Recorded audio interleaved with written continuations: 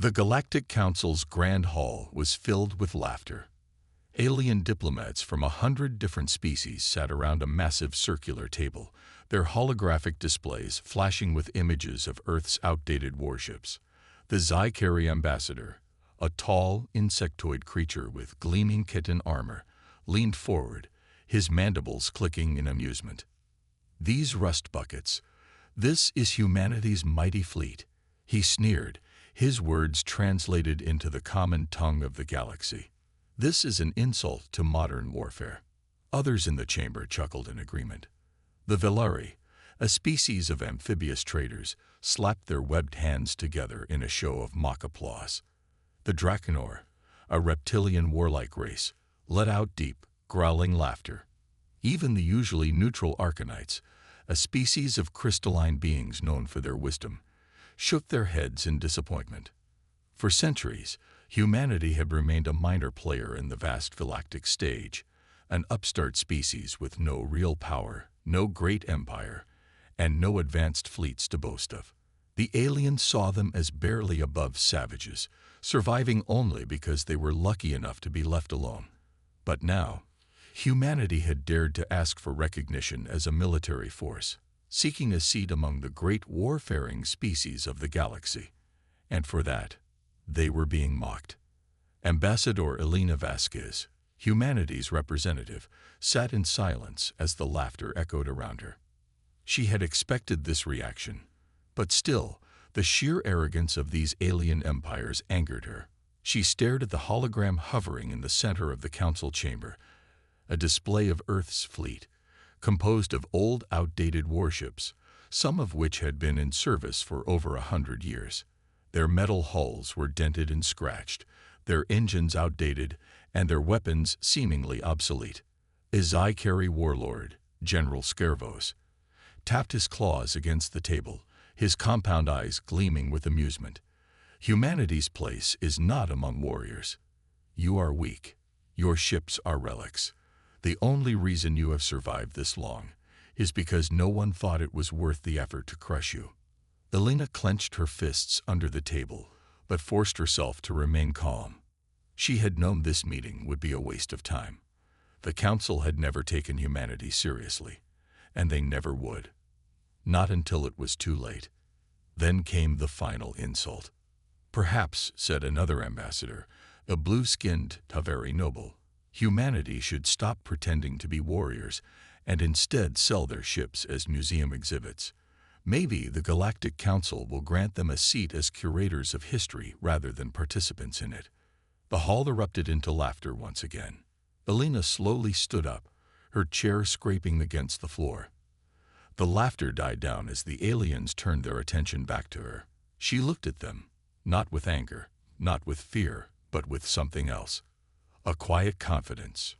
"You think we are weak," she said, her voice steady. "You think our fleet is old and useless. You think humanity is not a threat."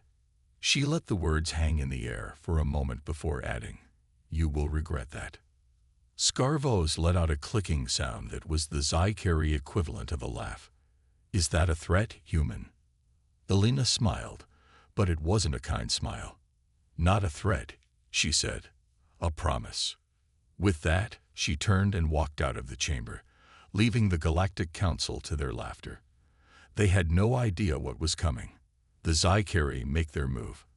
A week later, the Xi-Carry High Command held a secret meeting. The Council had dismissed humanity as a minor nuisance, but Scarvos had a different opinion. He had seen countless weak species rise and fall, and he believed in crushing potential threats before they became real problems. "Humanity believes they are our equals," he growled, his sharp claws tapping against the holographic map of the Sol system. "They need to be reminded of their place." His generals nodded in agreement. The Xi-Carry were one of the most feared empires in the galaxy, their fleets vast and powerful, their warriors trained for war from birth. No species had ever survived an attack from the Xi-Carry and remained independent. Earth would be no different. A decision was made. Within days, a Xi-Carry invasion fleet was assembled. Dozens of state-of-the-art warships, armed with the latest plasma cannons. energy shields, and cloaking technology. Their orders were simple: strike Earth, destroy its fleet, burn its cities, make an example of humanity. The Zycari believed it would be a short, effortless war. They had no idea what awaited them. Humanity prepares for war. Back on Earth, in the underground war bunkers beneath Luna Base, Admiral Jonathan Reeves watched the incoming reports. The Zycari fleet was on the move, heading straight for the Sol system. The Galactic Council had not warned Earth, nor had any other species offered help. They were on their own. His officers looked tense, their faces grim. They all knew the truth. The Zycari ships were superior in every measurable way. Faster, more powerful, more advanced. And yet, Reeves wasn't worried. He turned to the holographic display of Earth's so-called outdated fleet. The same fleet that had been mocked and ridiculed by the Galactic Council. The same fleet the Zycari believed would be effortless to destroy. They didn't know the truth. Yes, the ships were old, but they had been upgraded in secret. Yes, they looked weak, but they were designed to deceive. Yes, humanity was small, but it was not helpless. Reeves leaned forward, staring at the incoming Zycari fleet. They thought Earth was defenseless. They thought the battle was already won. They were dead wrong. The Zycari war fleet dropped out of hyperspace at the edge of the Sol system, their sleek, dark-hulled warships cutting through the void like predatory beasts. On the bridge of the Blood Talon, Admiral Scarvos stood with his arms folded, his compound eyes fixed on the holographic display before him. Ahead of them, floating in formation near Mars orbit, was humanity's so-called defensive fleet, a collection of old, rusted warships barely holding together. The sight of them made his mandibles twitch with amusement. This is what they're sending against us. Scarvos let out a clicking laugh. They insult us with this scrap-eared fleet. Around him, his officers chittered in agreement. The Galactic Council had been right. Humanity was nothing more than a minor species clinging to their outdated technology. This would not be a battle. It would be extermination. Humanity stands its ground.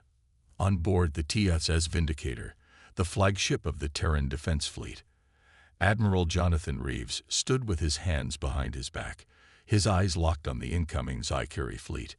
Around him, his officers moved with quiet efficiency, their faces grim but focused. They all knew the truth.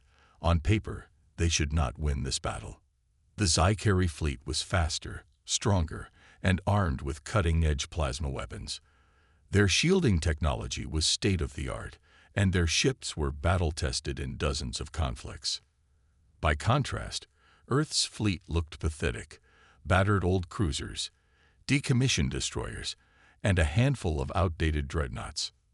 The Galactic Council had mocked them for these ships. The Zycari believed them to be useless relics. That was their first mistake. Reeves took a deep breath, then turned to his second-in-command, Commander Elena Vasquez. They'll fire the first shot. Let them. She gave a sharp nod. Understood, Admiral. Across the fleet, human officers braced themselves as the Zycari opened fire. The first volley. The Zycari warships unleashed a wave of plasma fire, their weapons glowing as they sent hundreds of energy bolts hurtling toward the human fleet. The plasma struck direct hits on several human warships, causing massive explosions.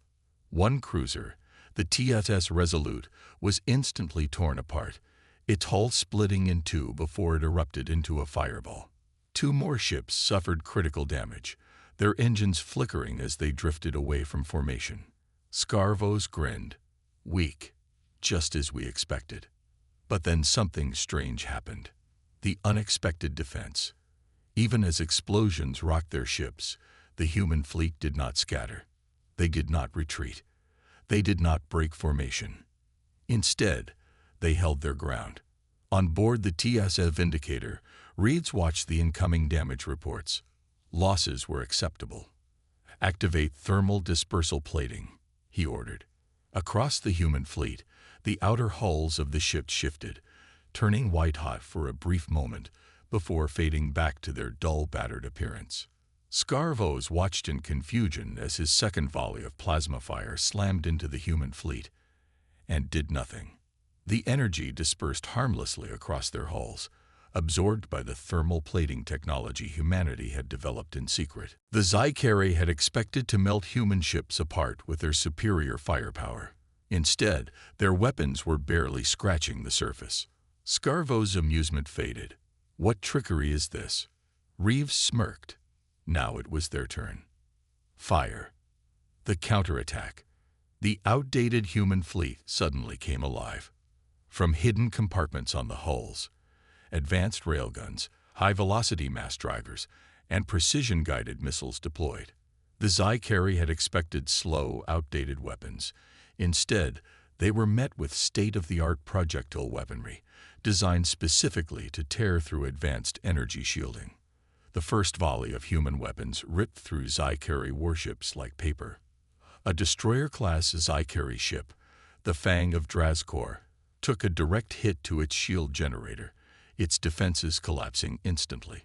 A split second later, a kinetic railgun round slammed into its engines, and the ship erupted into a ball of fire and debris. Across the battlefield, dozens of Zycari warships suddenly found themselves under heavy fire, their shields failing one by one. Scarvos' confidence turned to rage. How? Their technology is inferior. Their ships are obsolete. But the truth was now undeniable. Humanity had never been weak. They had never been behind. They had lied to the galaxy. For years, they had hidden their advancements, allowing the galaxy to mock them, underestimate them, and ignore them. Now, it was too late for the Zycari. The ambush. Scarvos' mind raced. They needed to retreat, regroup, and reassess. But as he prepared to give the order, his communications officer shrieked in alarm. "Admiral, new human warships detected, behind us." Scarvos spun to face the display. His mandibles snapped open in shock. From behind Mars, a second fleet of human warships emerged. Unlike the first fleet, these ships were sleek, modern, and terrifyingly advanced. They had been hidden behind Mars's magnetic field, waiting for this exact moment. Reeves smirked. "You fired first. You wanted war. Now you get war." The end of the Zycari fleet. The second human fleet struck from behind, their ships cutting through the Zycari warships like a blade through flesh. Zycari vessels exploded in rapid succession, their captains screaming as their shields collapsed under the relentless barrage of human weapons. Within minutes, half of the Zycari fleet was destroyed. Scarvos knew he had lost. His forces were being slaughtered, his reinforcements too far away to help. He clenched his claws into fists. All remaining ships, retreat. But there was no escape. The final blow.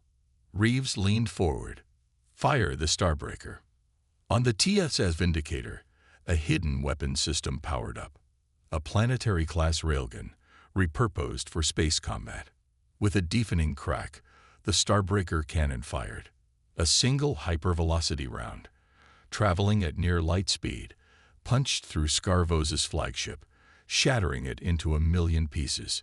The remaining Zycari ships, leaderless and broken, tried to flee, but were wiped out before they could escape. The aftermath. The battle was over. Silence filled the bridge of the TSS Vindicator. Reeves exhaled slowly. Status report. Vasquez grinned. Zycari fleet, completely destroyed. Reeves nodded. Good. The galaxy had mocked humanity. Now, they would fear them. The Battle of Mars had lasted less than an hour. The Zycari fleet, once so confident, had been annihilated. Their warships, once symbols of their superiority, were now scattered debris drifting in space. But the real war was just beginning. News spreads across the galaxy. In the vast chambers of the Galactic Council, representatives from hundreds of species sat in stunned silence. The holographic projection before them replayed the battle footage. Humanity's outdated fleet absorbing plasma fire, their hidden technology activating, and their ambush fleet emerging from behind Mars. The final moment, the Starbreaker cannon obliterating the Xi-Carry flagship, played on repeat. No one spoke. For years, the galaxy had mocked humanity. They were seen as primitive, backward, a minor race barely worthy of recognition. Their aging fleet had been the subject of jokes across countless star systems. Now, they had wiped out an entire Xi-Carry invasion force with ease. The silence was broken by the enraged screech of High Chancellor Vecna of the Xi-Carry Dominion. His 4 crimson eyes burned with fury as he slammed his clawed hands on the table. This is an act of war. Humanity must be crushed before they threaten the balance of the galaxy. Across the chamber, murmurs erupted. Some representatives nodded in agreement, but others hesitated. For the first time, they were afraid. The council debates. Ambassador Doran Veltrak of the Varine Republic, a reptilian species known for their tactical genius, spoke next. Crushed. High Chancellor, are you so certain of victory? Vecna hissed. They are an inferior race. They destroy your entire invasion fleet. Veltrak's golden eyes gleamed. With minimal losses. Vecna bared his fangs but said nothing. The Galactic Council had always believed technological superiority guaranteed dominance. The Xi-Carry had assumed their advanced weaponry and shields would be enough to subjugate Earth. They had been wrong. The humans had been hiding their true strength all along. We need to act now, said another representative, this one from the noble Alari Ascendancy, a species known for their diplomacy. Humanity is unpredictable. If they could deceive us once, what else are they hiding? The chamber erupted into argument. Some demanded war, others urged caution. But one fact remained clear. The balance of power in the galaxy had changed. The Xi-Carry planned their revenge. Deep within the Xi-Carry homeworld, in the underground war chambers of Krazok Prime, the remaining Xi-Carry High Command met in secrecy. The loss at Mars was unacceptable. Their reputation was shattered. A single species had humiliated them. Admiral Vorkan, Scarvos' successor, stood before the assembled generals. His voice was cold, calculated. We underestimated them once. We will not make the same mistake again. A massive holographic projection of the Sol system hovered above them. Points of interest were marked: Earth, Mars, Luna, and the hidden shipyards orbiting Saturn. We will strike their supply lines, cut off their resources, isolate Earth from its colonies. The Xi-Carry had brute forced their way into the first battle and lost. Now they would use strategy, deception, and sabotage. We will make them suffer. Earth prepares for war. Back in the Sol system, humanity was not celebrating. There was no time. Admiral Reeves stood before the United Terran Defense Council, a gathering of the most powerful human leaders, both military and political. A massive hologram of the Galactic Council's latest transmissions flickered before them. They could hear the calls for war, the anger of the Xi-Carry, the uncertainty from other alien factions. Humanity had shocked the galaxy. But now, the real war was coming. They will not make the same mistake twice, Reeves said grimly. This time, they won't come at us head-on. They'll use everything they have to weaken us before striking again. The leaders of Earth, Mars, and the lunar colonies listened in silence. Then, the president of the Terran Federation spoke. Then we must be ready. No more hiding. No more deception. The room fell silent. For decades, humanity had played weak to avoid drawing attention. They had let the galaxy believe they were nothing more than a minor species. Now, they would show the truth. The shipyards of Saturn began full-scale production of Earth's real warships, the ones they had kept hidden, the ones that made the Xi-Carry fleet look primitive. New alliances were quietly being formed. Old debts were being collected, and in the depths of the solar system, humanity's most dangerous weapon was finally being activated. A weapon so powerful that even the Galactic Council had forbidden its use centuries ago. A weapon that would ensure humanity's vengeance would be absolute. The war has just begun. The Galactic Council had a choice to make. Would they stand with the Zycari and risk total war? Or would they stay out of it and let humanity finish what was started? One thing was certain. The galaxy had mocked Earth for too long. Now, they would learn the price of underestimating humanity. The Galactic Council was in chaos. The Zycari demanded vengeance. The Alari urged diplomacy. The Varine warned of hidden dangers. But no matter what side they took, one fact was undeniable. Humanity was no longer a minor species. The destruction of the Zycari fleet had proven it. And now, in the shadows, the real war was beginning. Sabotage in the void. Aboard the TS at Damascus, a massive Terran cargo hauler en route to the Jovian shipyards, alarms blared. Hull breach. Multiple sections compromised. Captain Alina Grayson gritted her teeth as she studied the reports. This wasn't an accident. This was an attack. All hands. Battle stations. The Damascus had no heavy weapons, just a few point defense turrets, meant for repelling space debris, and the occasional pirate raid. But this wasn't a pirate attack. Something had slipped on board. The security team rushed through the corridors, weapons raised, as they reached the cargo bay, only to be met with a sudden explosion. The blast tore through the bulkheads, venting crew members into space. As the emergency shields activated, the remaining security officers spotted dark, insect-like figures moving through the smoke. Zycari assassins. They had infiltrated the Damascus, planted high explosive charges, and were now disappearing into the vents. Captain Grayson knew what this meant. The Zycari weren't coming for a direct war. They were trying to cripple humanity before the real battle even began. A web of deception. In the capital of the Varine Republic, on the diplomatic world of Kelvera, Terran Ambassador Michael Hayes sat across from Counselor Sora Len, a high-ranking member of the Galactic Council Intelligence Division. Sora Len's reptilian eyes studied the human with quiet intensity. The Zycari are playing a different game now, she said. They know they cannot win an open battle, so they will strike at you from the shadows. Hayes leaned forward. They've already started. There was an attack on one of our supply ships today. The counselor nodded. There will be more. They will sabotage your fleets, disrupt your supply lines, and use their spies to turn the council against you. Hayes exhaled. You don't sound surprised. Sora Len tilted her head. Because I know how they operate, and because I know something you do not. She tapped a command into her datapad, and a holographic projection flickered to life. It was a list of known Zycari intelligence operatives. And among them were several humans. Betrayal from within. Earth had always believed in unity. When the Terran Federation was formed, humanity had stood together.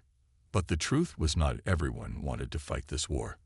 Some saw the Galactic Council as the true power of the universe, a power humanity should submit to, not fight against. And now, these traitors were working with the Zycari. They had leaked military coordinates. They had provided access codes. Some of them had even helped Zycari assassins infiltrate human ships. Sora Len's voice was calm, but her words were like a blade. Humanity is not just fighting the Zycari. You are fighting your own. Earth's answer. Back in the Terran Defense Headquarters, deep beneath the surface of Luna, Admiral Reeves sat in a dimly lit war room, surrounded by his top intelligence officers. The reports were disturbing. Sabotaged ships, leaked military plans, human traitors working with the enemy. Reeves clenched his jaw. We can't let this continue. Across from him, Director Aria Kane of Terran Intelligence Command leaned forward. We won't.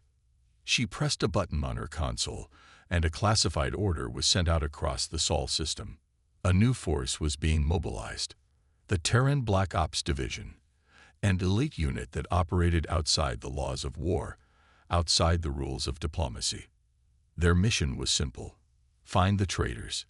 Eliminate them. Send a message. The hunt begins. Across the Sol system, humanity's own spies moved into action. On Mars, a Xi-Carry informant was found dead in an alley, a single bullet to the head. A message was carved into the metal wall beside him. No mercy for traitors. On Europa, an undercover human agent, pretending to be loyal to the Xi-Carry, sabotaged a council listening post, causing a catastrophic explosion that wiped out an entire enemy intelligence network. And on Earth itself, a high-ranking government official, suspected of leaking military secrets, vanished without a trace. The Shadow War had begun, and humanity was playing to win. A dangerous turning point. But even as Earth fought back, a new danger was emerging. The Xi-Carry weren't just using spies and assassins. They were looking for something. Something ancient. Something hidden. Something that could tip the balance of power forever. Deep in the ruins of a long-forgotten alien civilization, Xi-Carry scientists had uncovered a lost weapon, a relic of a war that had ended millions of years ago. And now, they planned to use it against humanity. The only question was, would humanity discover the truth before it was too late? The Shadow War had escalated. Sabotage, assassinations, betrayal from within. But now, the Xi-Carry were preparing something far worse. Something ancient. Something powerful. Something that could end humanity in a single strike. And deep within the ruins of a forgotten alien world, they had finally found it. The Forbidden Planet. The planet HFY 7 had been abandoned for over 1 million years. Orbiting a dying red star at the edge of the galaxy, it was once home to the Xelari, an ancient race that had mysteriously vanished. Now, it was a graveyard of crumbling cities, buried beneath toxic storms and shifting sands. But the Xi-Carry were not here for archaeology. They were here for a weapon. Inside the ruins of an ancient temple, High Inquisitor Vraktal, one of the Xi-Carry's most feared leaders, stood before a massive circular chamber. A single object sat at its center. A black obelisk covered in symbols older than any known civilization. It pulsed with a faint, eerie light. Vraktal's mandibles twitched in excitement. "The Harbinger Core," he whispered. "It exists." For centuries, the Galactic Council had spoken of ancient superweapons, relics of a war so destructive that even its victors had been erased from history. The Harbinger Core was one of them. A weapon not of brute force, but of control. It was said to have the power to override the minds of entire species, bending them to the will of its master. If the Xi-Carry could activate it, they wouldn't need to fight humanity. They could simply command them to kneel. The race against time. Back in the Sol system, Terran intelligence had intercepted a transmission. The Xi-Carry had found something on HFY 7, something they considered a game-changer. Admiral Reeves stared at the decrypted report. His gut told him one thing. Whatever they found, humanity could not allow them to keep it. Across the war table, Director Aria Kane of Terran Intelligence spoke first. "We need to move. Now. How fast can we deploy?" Reeves asked. "The 7th Fleet is tied up at the Kuiper defense line, but we can send a Black Ops strike team." Reeves nodded. "Get it done." And just like that, humanity entered a deadly race against time. A single squad of Terran Black Ops commandos, elite, unseen, and unstoppable, would be sent to HFY 7. Their mission: destroy the Harbinger Core before the Xi-Carry could activate it. Failure was not an option. The silent descent. In the darkness of deep space, the TSS Phantom, a next-generation stealth ship, slipped past Xi-Carry patrols and entered the HFY 7 system. Inside, Commander Jason Cole and his 5-man team prepared for the mission. Intel says the Xi-Carry have already found the weapon. We go in, plant charges, and get out before they realize what happened. The ship descended through HFY 7's storm-ravaged atmosphere, evading Xi-Carry sensor outposts before touching down just outside the ruins. Cole and his team moved silently, their armor blending into the shadows. The closer they got, the more they could feel it. Something wrong. A strange hum in the air. And in the distance, at the center of the ruins, they saw it, the Zycari excavation site. Hundreds of enemy troops, massive drilling equipment, a shielded perimeter, and at the heart of it all, the Harbinger core, pulsing with a sickly glow. Cole's stomach tightened. This just got a lot harder. The battle for the Harbinger core. The team infiltrated the site, taking down Zycari guards with silent precision. But as they approached the temple chamber, alarms blared. They'd been spotted. "We're blown. Move, move." Gunfire erupted. The Zycari elites, towering insectoid warriors clad in plasma-resistant armor, charged forward. Cole's team fought fiercely, using EMP grenades and sniper fire to cut through the enemy forces. But they were outnumbered. Then, in the center of the chamber, the Harbinger core pulsed brighter.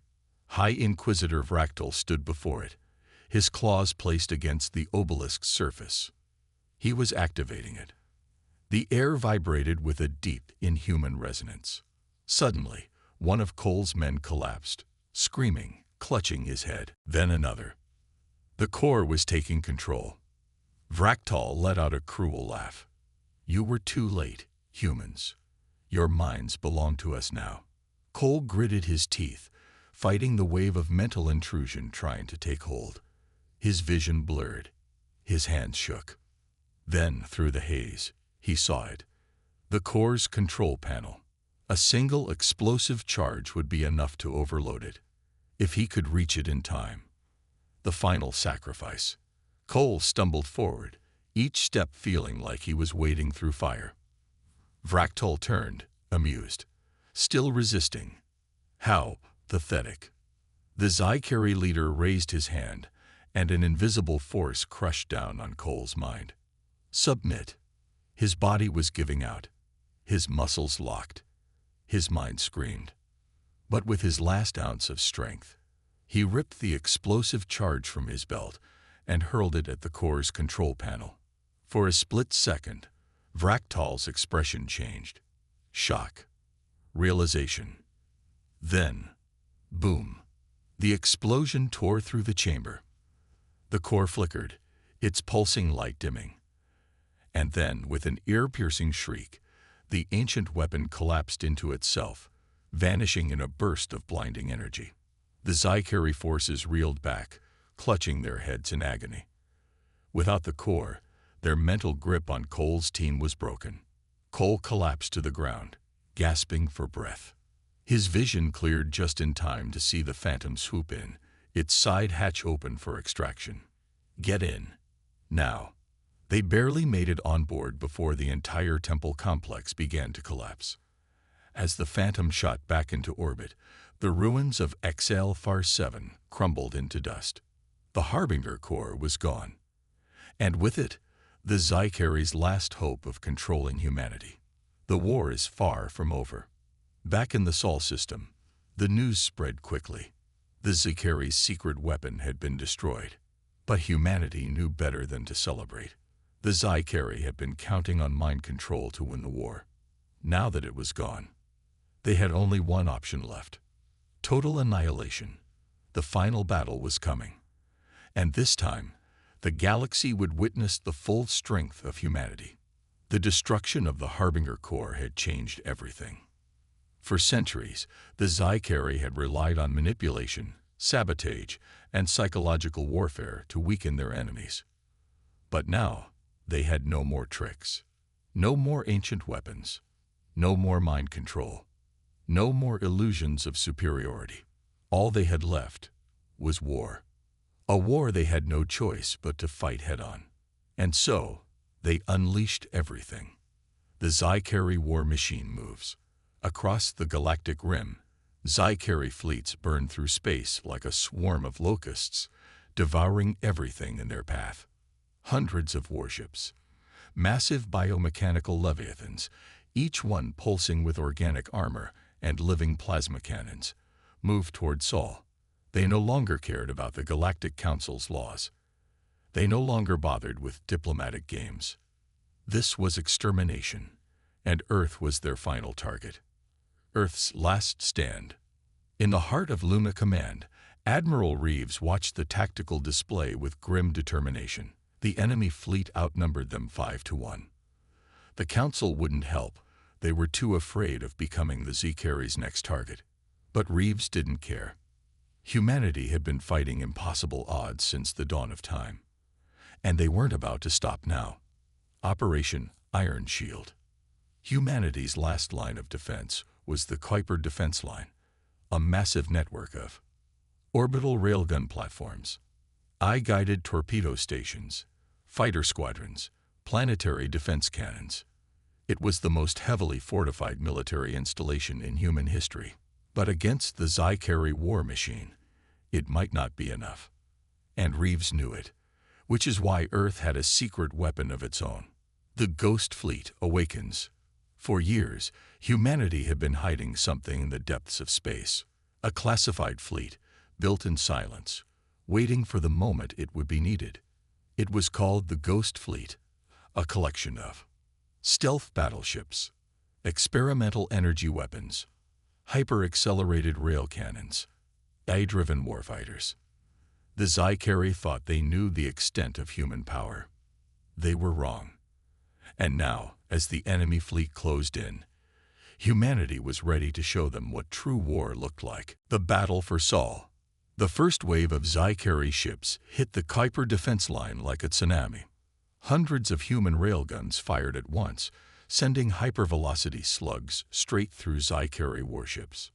Torpedo bays unleashed swarms of nuclear warheads, lighting up the void with massive explosions. But the Z-Carry didn't stop. Their bioships regenerated, adapting to human weapons in real time. For every enemy ship destroyed, 2 more took its place. Humanity was fighting with everything it had, but the enemy was still pushing forward. Then, just as the Z-Carry thought they were winning, the Ghost Fleet decloaked, and all hell broke loose. The Ghost Fleet's revenge. Stealth destroyers emerged from hidden pockets of deep space, striking with pinpoint precision. Massive EMP pulses shut down Z-Carry ship defenses. Newly developed graviton torpedoes tore through enemy armor like paper. And at the center of it all, the TSS Revenant, Earth's most powerful dreadnought, opened fire. Its experimental rail cannon, designed to fire at near-light speeds, punched a hole through the Z-Carry flagship, splitting it in half. The Z-Carry had never seen humans fight like this, because they had never forced humanity this far. And now, they were paying the price. The war turns. For hours, the battle rage. The Kuiper defense line held. The Ghost Fleet tore apart enemy formations. And for the first time, the Z-Carry realized the truth. They weren't fighting a dying race. They were fighting something far worse. A species that evolved through war. A species that never surrendered. A species that had been underestimated for the last time. And as their fleet collapsed, the Z-Carry made a decision. They couldn't win this war. So they had only one choice left. The desperate plan. High Inquisitor Vraktal, battered and enraged, watched from his personal warship as humanity shattered the Z-Carry armada. Everything was falling apart. His fleets were being annihilated. The Council had abandoned them. And the humans were stronger than ever. But the Z-Carry never accepted defeat. And so, in a final act of desperation, Vraktal issued one last order. Deploy the Annihilation Protocol. Target Earth. If the Z-Carry couldn't rule humanity, they would erase it from existence. The battle was over. The Z-Carry fleet lay in ruins. What remained of their once mighty armada was now little more than scattered wreckage drifting through the void. Humanity had done the impossible. They had won. But victory had come too late, because in their final moments, the Z-Carry had unleashed something far worse than war. Something that could end Earth itself. The Annihilation Protocol. Deep in the heart of the last surviving Z-Carry warship, High Inquisitor Vraktal activated the command that would seal humanity's fate. A final, desperate strike. A weapon so forbidden, even the Z-Carry had feared its use. A world-killer bomb. a device capable of shattering an entire planet into dust. And its target was Earth, the incoming doom. On Luna Command, alarms blared. The bomb was traveling at faster than light speeds, carried by a Xi-carry self-guided warhead. It was unstoppable. It would reach Earth in 6 minutes, and there was nothing humanity could do to stop it. Admiral Reeves stood frozen, watching the data readout. His mind raced. There had to be a way. But nothing in humanity's arsenal could intercept it in time. No fleet, no weapon, no miracle left. Earth was doomed. The final sacrifice. But then, a single transmission cut through the chaos. "This is Commander Jason Cole of the TSS Revenant. We can stop it." Reeves' eyes widened. The Revenant was humanity's most advanced warship, but it was badly damaged from the battle. It wouldn't survive another mission. "Cole, what are you planning?" Reeves demanded. There was a pause. Then, "We're going to ram it." The room fell silent. "If we hit it before it reaches Earth, we can trigger the detonation in deep space," Cole explained. "We won't survive, but Earth will." Reeves clenched his fists. He couldn't order this. But he didn't have to. Cole and his crew had already made their choice. The last flight of the Revenant. The TSS Revenant turned, engines roaring as it shot toward the incoming bomb. Inside, the crew moved with grim determination. No hesitation, no fear, no regrets. They had all volunteered for this mission the day they joined the fleet. Cole sat in the captain's chair, staring at the screen. The world killer bomb grew closer. He took a deep breath. For Earth. Then, with a final push, the Revenant engaged its overcharged warp drive and slammed into the warhead. The sky burns. From Earth, the people saw a second sun ignite in the sky. A massive explosion, brighter than anything humanity had ever witnessed, tore across the heavens. It was as if the universe itself had split apart. For a moment, it felt like the end of everything. But then, the fire faded, the shockwave passed, and Earth was still there. Jason Cole and his crew were gone, but their sacrifice had saved billions. The dawn of a new era. The war was over. The Xi-carry had been defeated, and humanity had proved something that could never be forgotten. They were not weak. They were not prey. They were not afraid. They were survivors, and no matter how many times the galaxy tried to break them, humanity would always rise again. Epilogue. The warning. Years later, on a distant Xi-carry colony, a group of alien survivors gathered in secret. They replayed footage of the war. They studied every battle. And in the darkness, one of them spoke. "The humans, they are not like the others. We thought we could break them, but they only grow stronger." A pause. Then, in a whisper, "We must never make this mistake again." Because humanity had changed, and the next time war came, the galaxy would be afraid of them.